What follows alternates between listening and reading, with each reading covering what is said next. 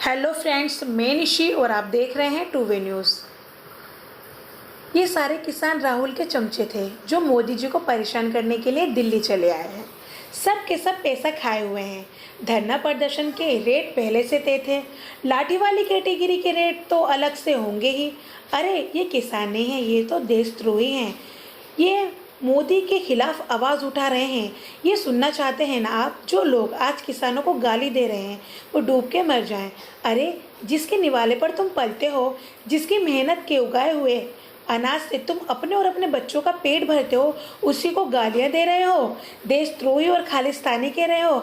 अरे किसानों के भविष्य का फैसला तो कर दिया मगर उनसे पूछा नहीं, और अब वो जो अपने हक की बात कह रहे हैं तो वो एंटी नेशनल हो गए।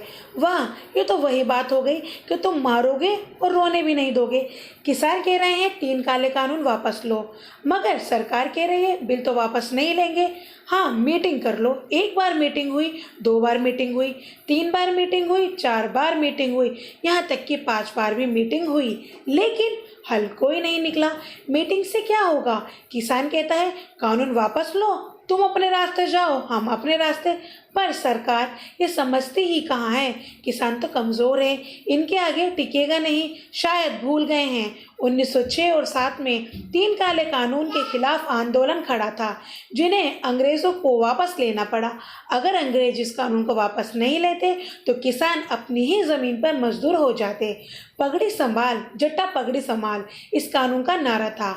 अब जिन किसानों के आगे अंग्रेज नहीं टिक पाए, ये तो फिर भी अंबानी अडानी के समर्थक हैं।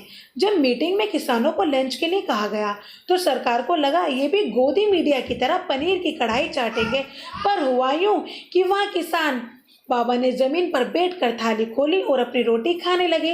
ये पिक इतनी वायरल हुई कि सरकार भी देखकर हिल गई कि ये झांसे में आने वाले नहीं हैं, ये किसान हैं, कोई गोदी मीडिया नहीं।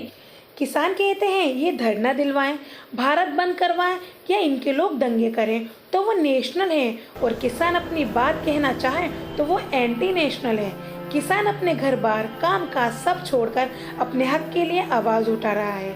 6 महीने से परेशान है। मुझे तो ये समझ नहीं आता ऐसा क्या है इन 3 काले कानून में जो सरकार को इन किसानों की परेशानी दिखती नहीं है, कोई फिक्र ही नहीं है। अरे होगी भी तो कैसे? धूप, गर्मी में, बरसात तो ये किसान झेल रहे हैं और सरकार बैठी है एसी में। अरे इनके पाँव में मेहंदी लगी है क्या? जो कभी किसानों के पास नहीं गए, उनसे पूछे नहीं कि क्या चाहते हो, बात करने जाएंगे भी क्यों? इन्हें क्या फ़र्क पड़ता है? हमारे देश की सरकार के कई प्रशासन अधिकारियों की सैलरी 1.5 से 2 लाख रुपए तक होगी। कोई ने ये जाके बताया कि 8 बीघे में धान बोने वाला किसान 2 फसलों में भी इतना नहीं कमा सकता।